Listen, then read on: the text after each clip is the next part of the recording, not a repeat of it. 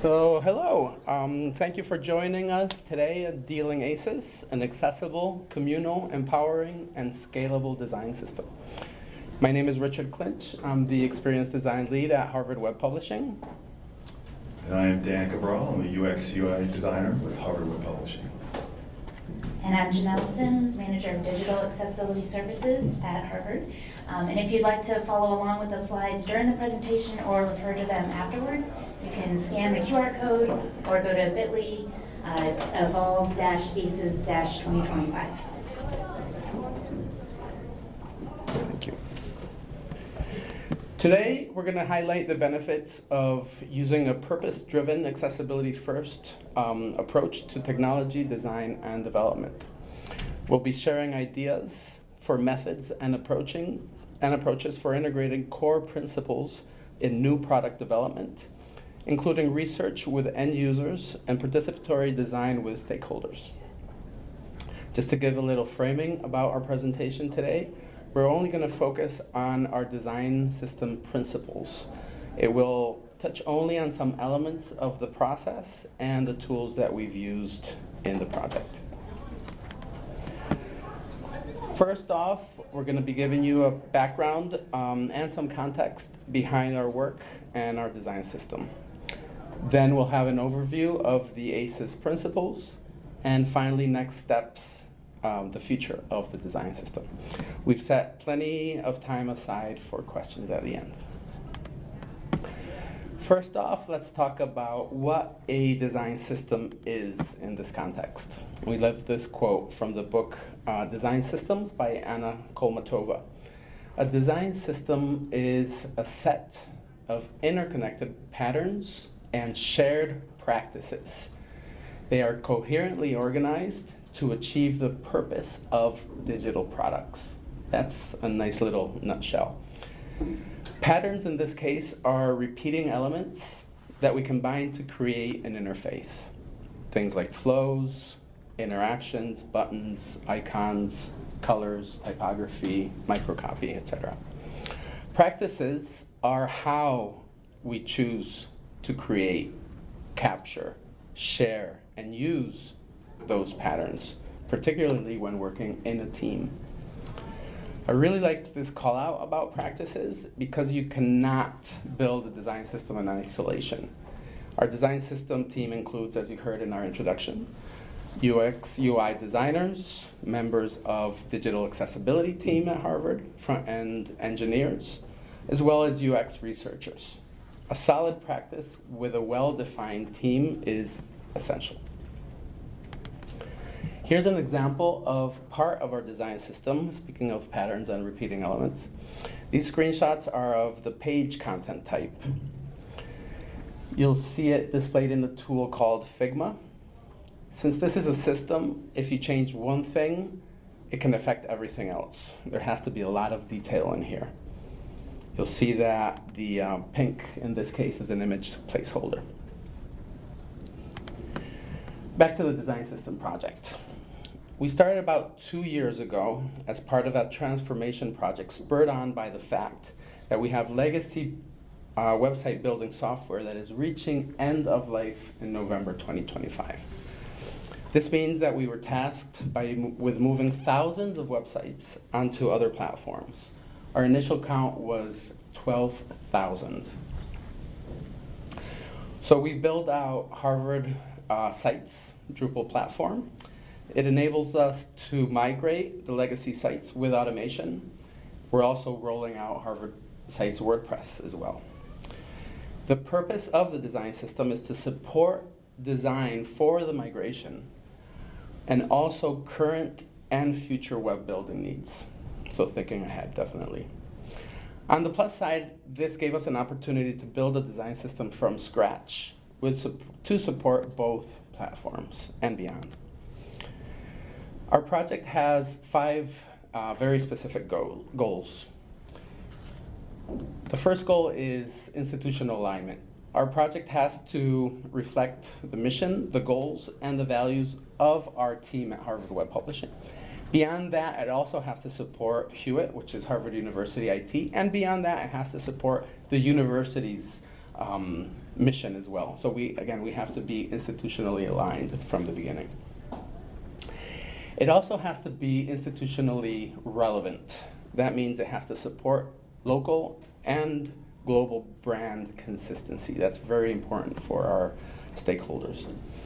For policy compliance, it must comply with policies and quality attributes and conform to relevant standards, and this includes brand identity, it includes security, privacy, and of course, accessibility.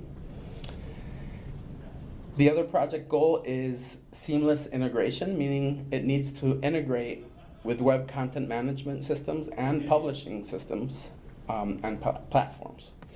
It has to follow the model of continuous improvement, so it can evolve with platforms and the needs of our community, schools and units, as part of a managed web governance. With all this in mind, we decided it was important to create some principles to keep us on the right track.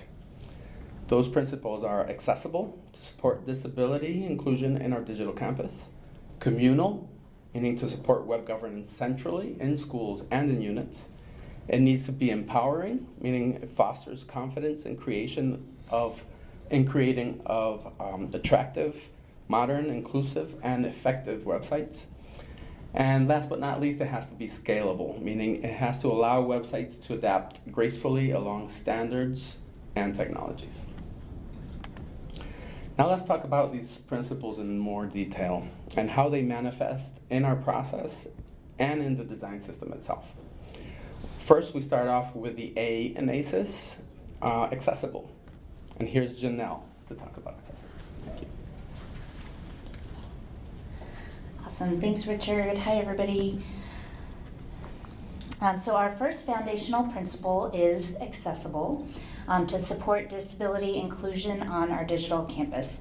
And as somebody who cares deeply about digital accessibility, not only in my job but personally as well, I'm so glad that the design system prioritized accessibility from the very beginning. So there are two ways that we implemented accessibility in the design system from the very beginning. One was early reviews of design prototypes, and the other was testing with users of assistive technology that we abbreviate as AT. So in those early reviews of designs, these are so important to ensure that you get an accessible product in the end. When you review early and often, you just save so much more time, you save money, resources, because you're able to find and fix issues before they get implemented into the code and then just baked into the product. So for the design system, my team, or Digital Accessibility, we're known as DAS, we were able to look at the early design prototypes and then flag any accessibility issues we found. So one example of a prototype that we looked at was called the vertical card component. So each card has a title, has a blurb, an image, and a link, all stacked vertically. So you've seen this very common pattern all over the internet. And on the screen is an early design that our team DAS reviewed. So we liked the overall design, but one little thing we noticed was that the link at the bottom of the card said read more. So this is a potential accessibility issue because when links have generic link text, that doesn't describe where the link is going to take you. That's not a great experience for anybody. And if there are multiple links on the page that all have the same link text, that like read more, continue reading, click here, that's especially confusing for screen reader users because they often jump throughout the page, link to link, to try to decide which link they want to click on. If they all say read more, they won't know which link to go to. So just as a suggestion, we asked if the read more links could be customized so that content editors could then write more descriptive link text. But that really places an extra burden on content editors. It just gives them one more thing to do in their workflow. So we also recommended that why not just remove the links, like just take them out. And it was an option here because the card titles were already linked to the same destination. So even more repetitive with that read more link, there was even less of a reason to have it.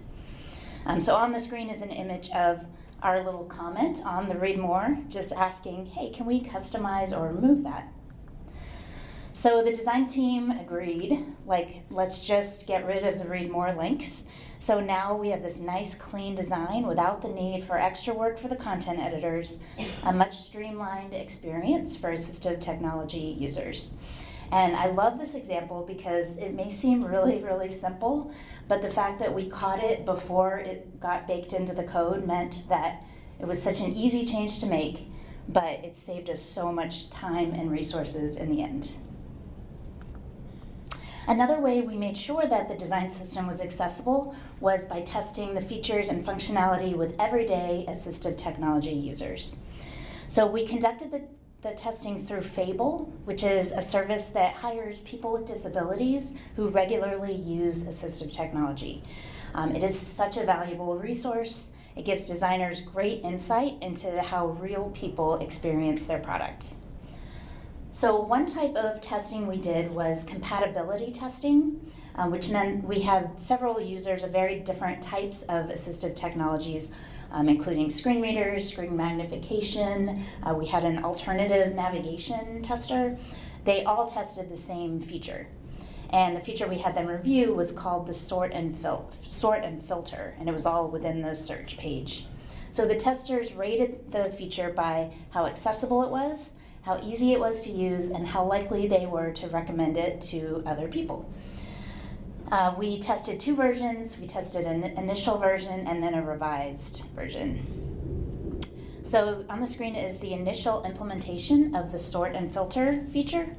It's on the very far right of the page, and it has a few drop-down options, so sort by, content type, and person categories. The Fable tester was a screen magnification user, so this is usually someone who has low vision who magnifies their screen to like 100 or 200%. And they reported that the sort and filter was really hard to find because it was so far over to the right, it literally just fell off of their magnified view. The user said, I browse at about 150 magnification, but even when I decrease it to 100 on the page, it requires an unintuitive amount of scrolling to even find the filtering feature. Non-screen reader testers also had issues, but different issues with the same feature. They reported issues in the functionality of that sort by area, which is displayed here on the screen. So every time they tried to use their keyboard to navigate between items or select an item, the whole page would just reload and take their cursor all the way back to the top of the page. So it was super, super annoying, unexpected, disorienting, made it really hard to even use the feature at all. So we took all this really good, valuable feedback, and the design system team made some changes to the sort and filter feature. We moved the filters to the left side of the page and put the sort area right above the search results, so it makes it much easier to find. And then for the filters, you can now use checkboxes to check multiple options in different categories. Nothing changes until you hit the apply button. So it just makes it a much cleaner experience for everybody, but especially for keyboard and screen reader users. So how did our testers rate our sort and filter feature? Well, for accessibility and ease of use, that first implementation, they gave us a 27%, which is like not great, right? And likely to recommend, they said 40% said they'd recommend it, which is like, just okay. But in the revised version, 65% said that it was accessible and easy to use, and 85% said they would recommend it to another person. So both percentages more than doubled. And I absolutely love this data because it shows just how important it is to test your product with actual users. In the end, it just makes the product so much better for everybody. And I just want to leave you with this nice quote from one of our Fable testers who uses JAWS, which is a screen reader, after they tested the revised version. They said, "I found this website to be very easy to use with my assistive technology. I had no issues at all. All of the checkboxes, buttons, and links were clearly labeled, and I was able to click on them with no problem. I would definitely recommend this website to others." And now I'll hand it off to Richard to talk about our next principle, C, Communal. Thank you, Janelle. When we mention communal, we mean to support web governance centrally and locally. What does that mean? Over the course of 10 years or more, thousands of sites were built. Most of them were created with no oversight or strategy for the ecosystem of digital products. Basically, a whole bunch of one-offs. They looked great, they worked excellent, but managing the whole ecosystem was close to impossible.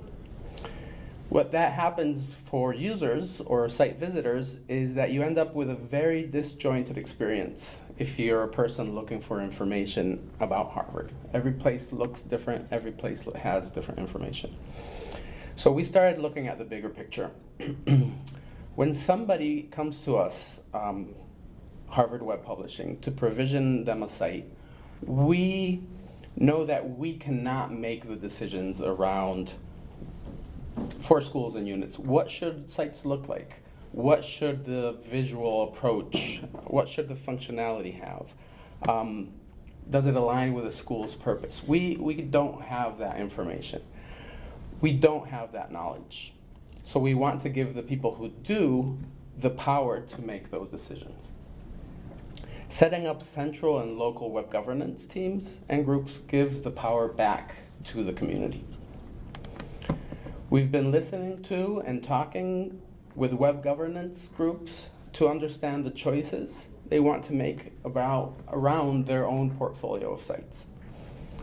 People have been asking for the ability to have their own branding, simply to ensure consistency across a specific school. Here are some of the things that we've heard. They want to have control over their portfolio of sites. They care a lot about branding. They care a lot about ease of use.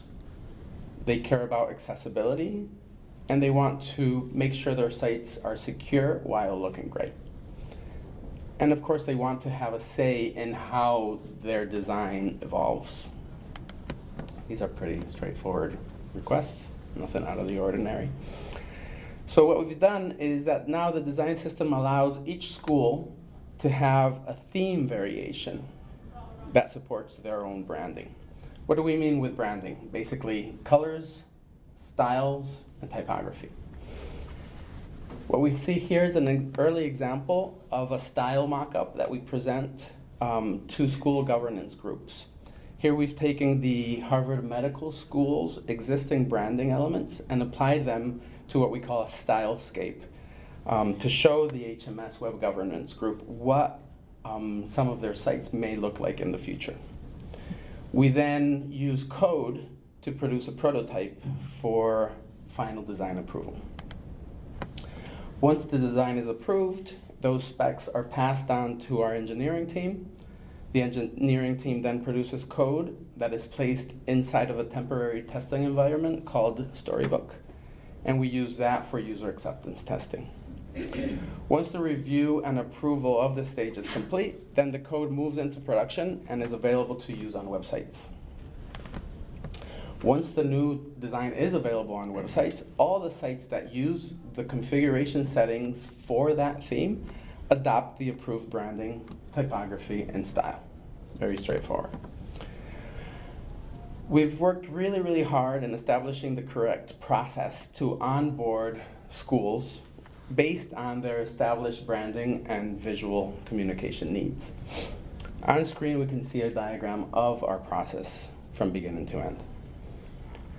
One of the ways that we also use the design system is as a tool to help onboard new schools and units by showing the web governance groups what their websites would look like in the future, well before anything is even built.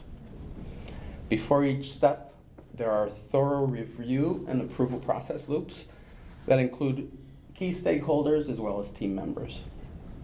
We are constantly engaged with schools and units and internal groups like digital accessibility. We're building feedback and approval loops as we go in every stage of the process to ensure alignment, accessibility, UX best practices, quality, and scalability. We continuously document and gather feedback in these early stages in order to smooth out any rough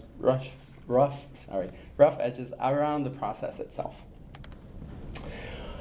Now, with more than one platform, how do we support the consistency that people are expecting and want? This is a conceptual model of supporting one school. The web governance team may decide that they want most of their sites on Harvard Sites Drupal, but maybe one or two on Harvard Sites WordPress. Since the design system is the underpinning, it doesn't really matter which platform you use, the branding will be there. So how do we scale from 1 to 14, 15, or 16 schools or units? This model here shows how the design system supports many schools, which is what we call the university community. Some schools may be all in Drupal, some a little bit in WordPress, some half-half, maybe even some all in WordPress. Again, branding will be there, styling will be there, consistency will be there, no matter what platform is used. Of course, the design system is not a static thing. It continuously evolves, continuously needs to be improved and optimized. It is supported by the community. We've built out a feature request process as well, just to hear what the community wants, what their needs are, what their pain points are, and how we can address those. Together we make decisions, we prioritize, and then we implement. We're building feedback loops and conducting user research as we go. Speaking of which, let's move on to the E in ACES, empowering. Thank you, Dan. Thanks, Richard.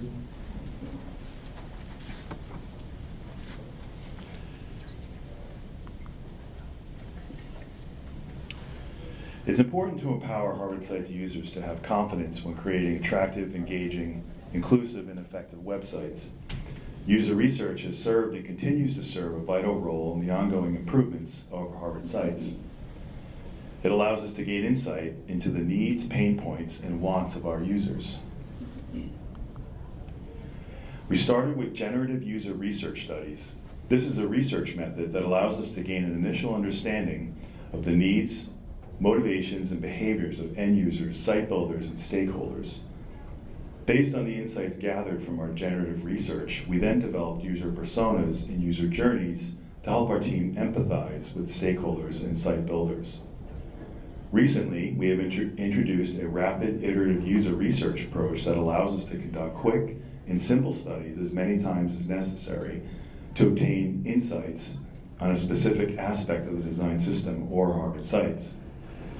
The core objective behind this approach is to focus on obtaining feedback as early as possible so that it can be used to make quick decisions and in turn be able to make improvements in an iterative manner.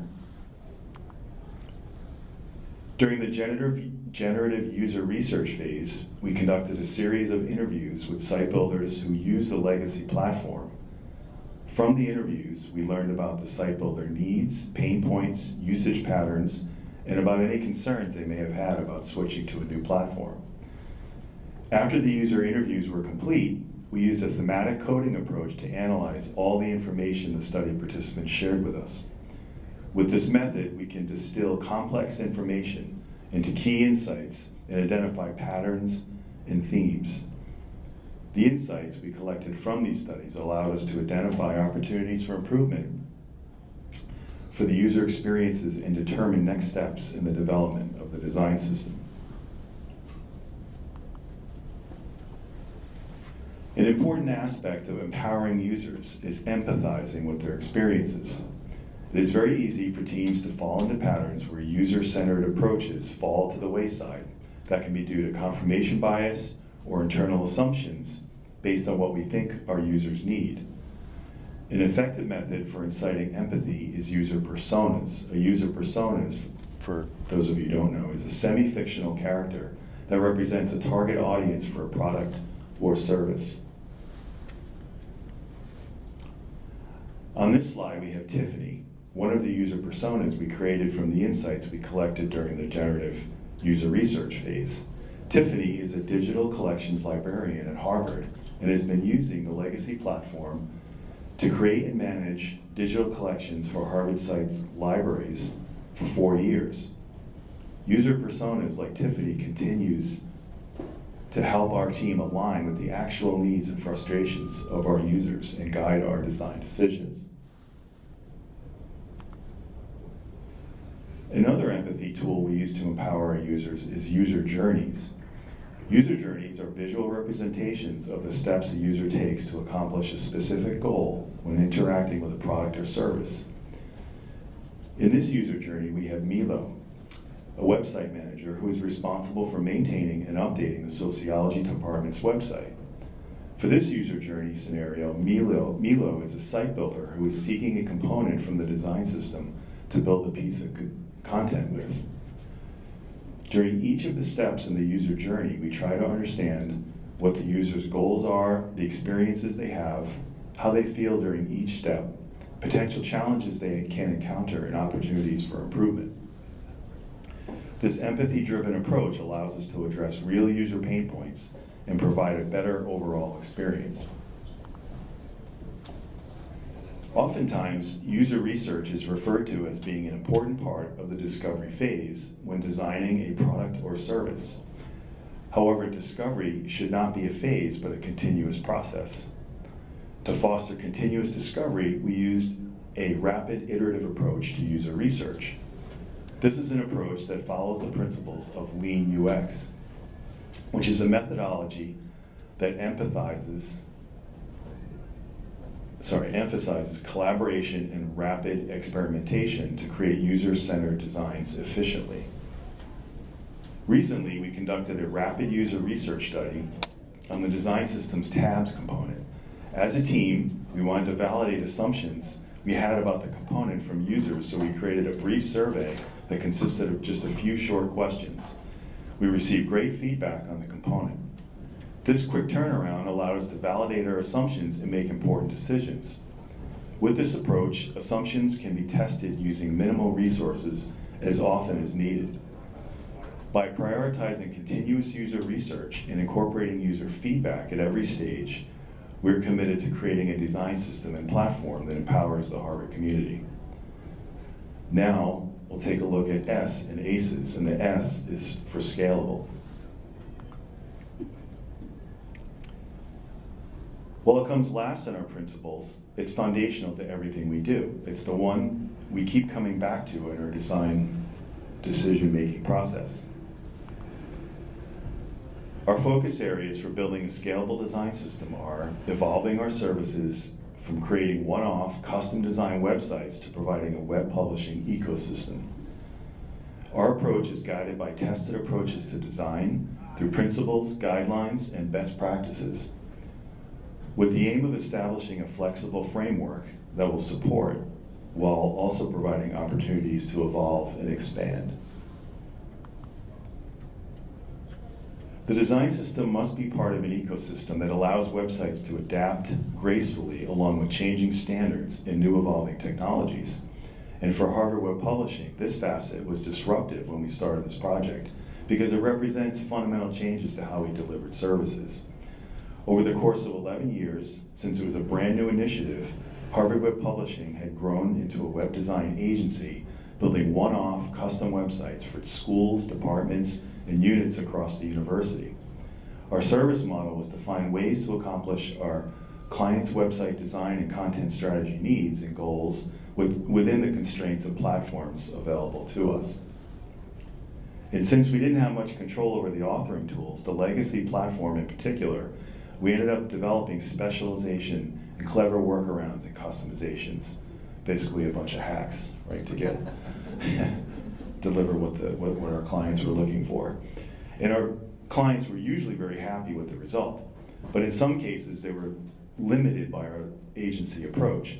Most importantly, the customizations also limited our ability to maintain and upgrade the platform and move content between platforms. We began the transformation from being an agency to a product team almost 2 years ago.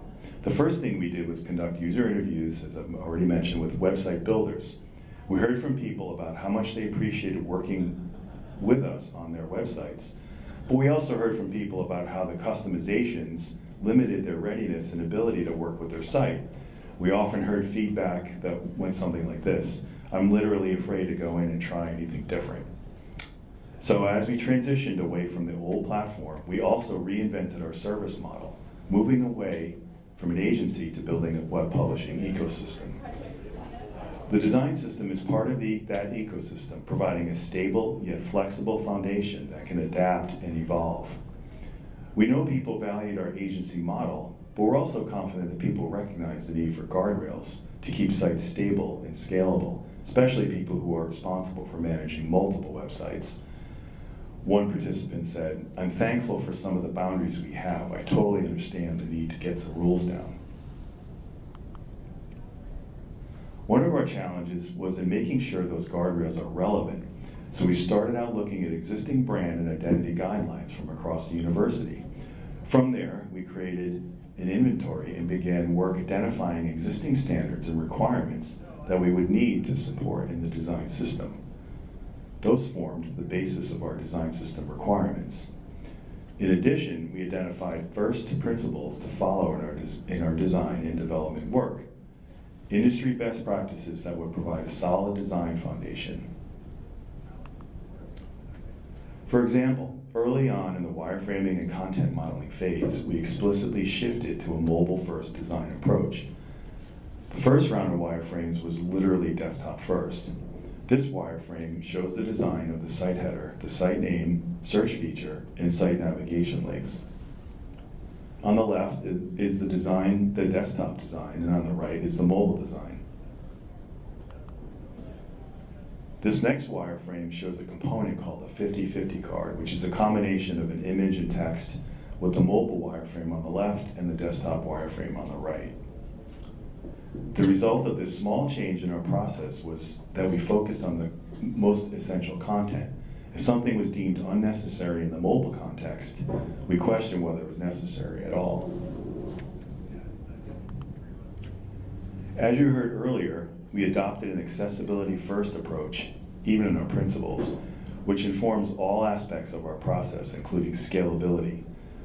Harvard's digital accessibility policy requires conformance to Web Content Accessibility Guidelines, or WCAG 2.1 Level AA, which is a technical standard for web accessibility. In our design system, we always aim to follow these requirements, but there's often some wiggle room, even within the technical standard that WCAG lays out. For example, in WCAG, labels are required with inputs, but there's some wiggle room with search inputs, where the context effectively labels the input. We designed the first iteration of the site header using search placeholder text and a magnifying glass icon. And then we did accessibility user research with assistive technology users. With our original design, several participants had difficulty locating the search feature. One user said, "When first moving my Zoom text window around, I could not locate a text box or a line or a label, so they're effectively lost in the header. We realized that an explicit search button and a border around the input would make the feature more findable." In our next designs, we redesigned the search feature. This is the next iteration of the site header with a border around the search input and a separate button labeled search. We did additional user research, and the search feature performed much better. One screen reader user noted, "The page and form had great contrast between the text and background, which made it easy to navigate." These research insights helped us establish guidelines which inform a relevant framework for making design decisions. One of the key components of that framework is design standards. By focusing on industry standards, guidelines, and best practices, we are developing digital design standards that are foundational to the design system. For example, we incorporated requirements from Harvard's graphic identity guidelines that are relevant to web publishing. Several requirements have to do with the use of crimson as a text or background color, and we have created digital design standards which support them.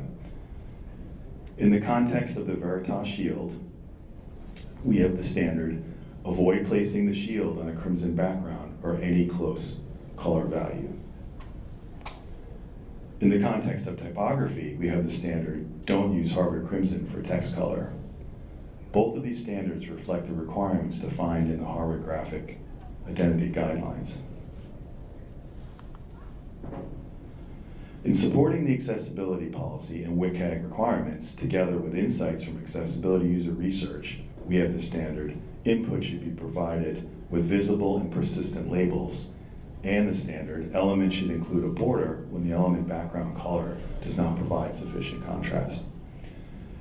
Establishing these standards is essential to the scalability of the design system and of the platforms and products that we use. Protecting the standards and scalability is one of the most challenging things we face moving forward. And now, Janelle will talk about what comes next. Awesome, thanks, Dan. All right, so what is next for our design system?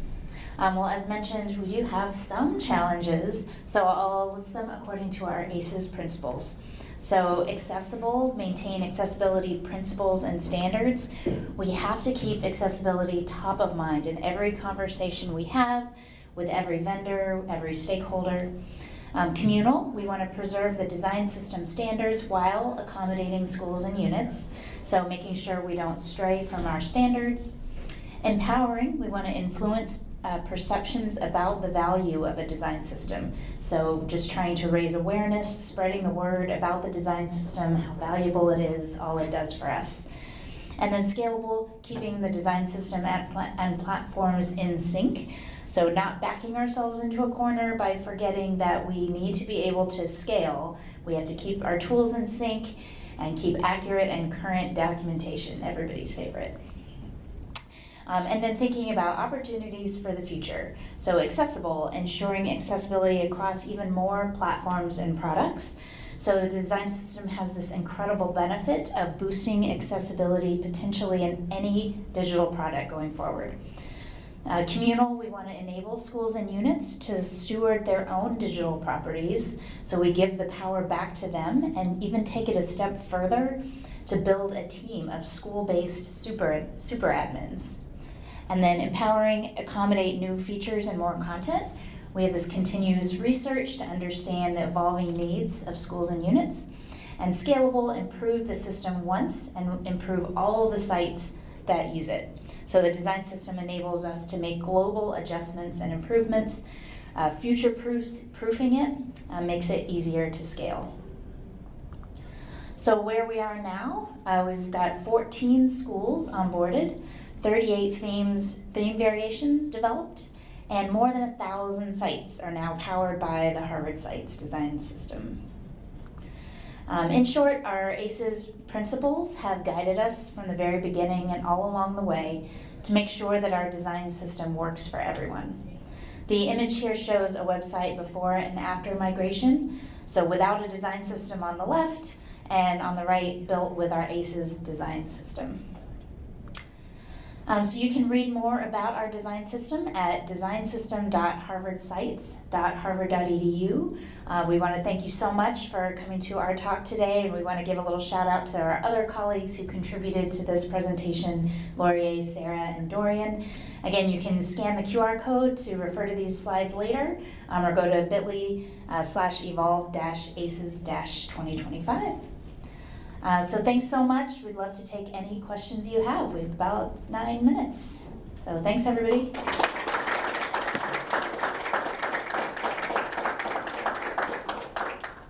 Yeah, I have a question on the accessibility. Here, can we should do a mic for accessibility reasons. Thank you. My question is about accessibility and balancing what you learn in accessibility by user testing against what you might learn in other types of usability testing. And do you ever run into issues where your accessibility standards mean to improve the accessibility and you end up decreasing the ease of use for people who aren't using adaptive technologies or anything. I was thinking about in particular, the removal of the read more, the very first example you used, which kind of blew my mind. And I thought about, a bunch of buttons on a website where someone with high vision abilities might find the visibility of the buttons to be a positive experience, but in order for accessibility, where what you learned was that was really bad. How do you balance those things? Yeah, that's a really, really good question. I would say you're absolutely right. There are compatibility issues, I guess, we find even in accessibility testing. Like sometimes a screen reader user will prefer it one way and a screen magnification user needs a completely different experience. So it is a little bit of balancing to find the right, sometimes you have to give and take a little bit. But as far as UX, I feel like it may seem like a little different, but I think for the most part, making it accessible means it is a better experience for everybody. Like the read more example, it may seem like you want to have a lot of buttons, but if there are like 10 read more buttons on a page, even a sighted user is going to be annoyed, right? Or like the worst thing, if you're in a paragraph and you see like click here and you're like, what is here? You have to go back and reread the sentence, and nobody wants to reread. So I think it may, like you said, blow your mind, but might be like a completely different experience or a new way of thinking about it. But in the end, I think it will make for a better experience for everybody. Yeah, great question. How do you deal with the QA implications of having like 30 or so variations of the design system for themes and stuff? Like, I can imagine adding a new component or something and thinking, oh, okay, well, there's 30 or so different variations. How do you go through that? And do you have like a process for that? Yeah, that's a great question. So when we're talking about themes, there's three things specifically, right? Colors, styles, and typography. Everything else remains exactly the same for everybody. So everybody gets the 50-50 card. Everybody gets vertical cards. But if you're in the medical school, you have the option that card is either black, white, crimson, border, and that's it. So everything is still consistent in that way, but it's that little flavor, if you will, that just changes.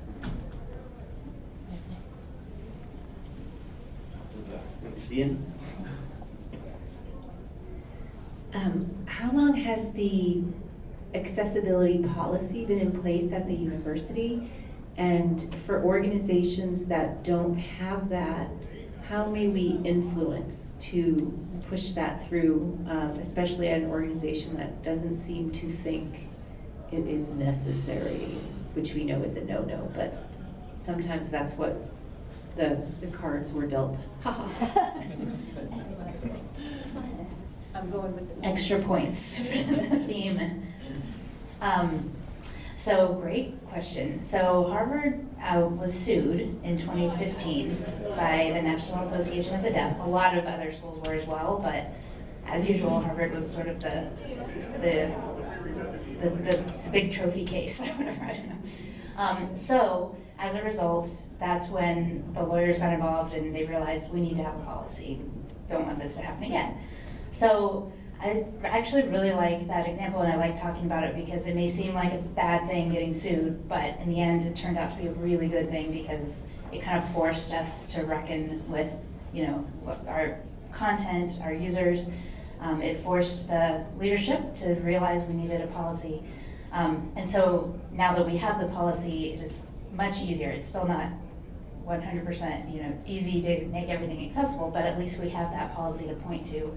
So the policy went into effect in 2019, and it just covered public-facing websites. But then in 2023, we updated the policy to include all digital content. So even private documents, anything emailed, shared, like all of our digital content, starting in 2023 onward. So that was a big shift, but focusing on the Harvard community as well, like site builders, people that work at Harvard, not just our public visitors. But I will say for a long time before the policy, me and several other advocates around the university really had to work hard to try to boost awareness. I think empathy is a really good way. I feel like every time you can just show somebody trying to use your website with a screen reader or just a keyboard, and like if someone sees that for the first time, they're like, wait a second, you can't, we have this training where we have people try to order a pizza just using a keyboard, and like that's like so like mind-blowing for them, because they're like, it's so easy, it seems like such an easy task, but that simple thing becomes very frustrating. So, I mean, that's a big way, but then, I mean, if you have to fall back on the legal ramifications, that's always it works. It's not our favorite one to use, but it's there too. Can I double down just on something? Yes. Hey, we're colleagues, these are the amazing presenters, but the thing that I would say is any organization out there, you already have practitioners in your organization that are passionate about this.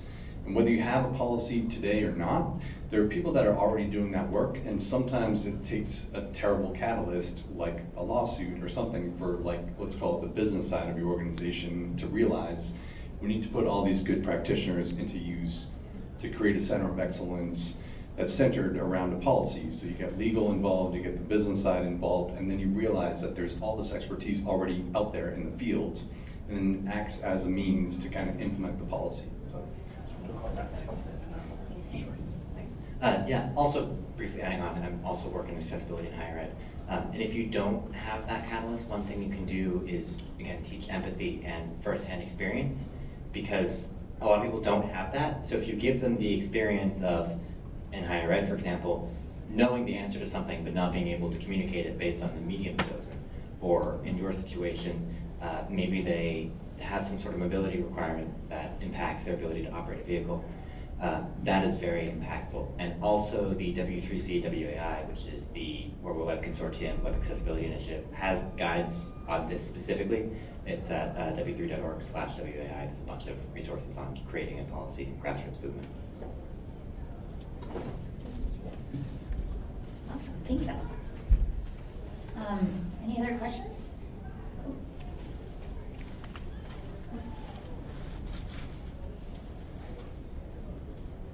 So maybe the lawsuit helps, but it's still a relevant question, right? We have so many sites like that, right? How about in the broader Harvard organization, holdouts, right?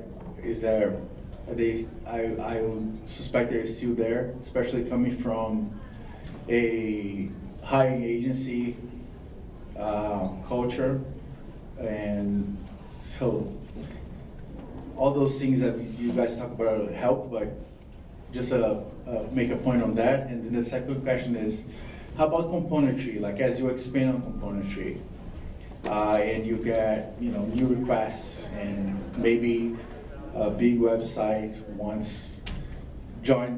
just join the design system if you had specific componentry that they're used to or something like that. Do you have criteria for that process? Okay, I'll take the first one, and one of y'all can take the second part. Yes, there were definitely holdouts. I will say there has been a culture shift at Harvard since the policy. Like, at first we were trying to get people to understand what it is, why it's important. Now it's more like people are on board. They just are like, how do we do it? We don't have the resources, So it's good that we've migrated there. But I will say with this design system, there were definitely some people who did not want to use the new design system. They wanted this particular color. They said, our dean wants this gold color. We want it. And I got to hand it to Kenton and other leaders who stood by our design principles, and we had to hold firm and say that this is a choice we're making for accessibility to meet the standards, but also to provide that accessible, inclusive experience for everyone. And so sometimes it really is, we have to take a stand. Yeah, just to complement that, we're seeing a shift. Of course, it's brought on initially by the policy, but we're seeing that that's going beyond the policy, because now people know that they have to comply, but they want to make it easy for people to be able to also comply. So there's an interest in making things accessible now that is veering a little bit away from the explicitness of the policy. In terms of new componentry, that's something that has come up a lot, especially when we were starting. We're like, all right, we can make base components, but how will we keep on evolving? And that's where our communal principle comes in. That's where we gather feedback. We have office hour sessions where people come in and ask us questions and tell us, how do we do this and this and that? And we always respond to those issues and give them appropriate answers, but we also keep an eye out for, oh, this is something that is needed, or there's a trend that we're hearing here. So we always document our feedback sessions. We convert things that can be actionable into JIRA tickets to either make them better or in some cases even get rid of components that we're not using.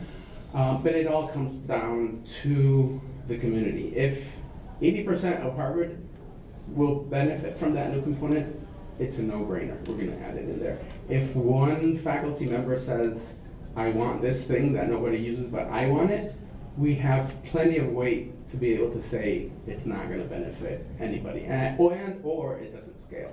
So those are our ACES under our sleeves, if you will, for that type of situation.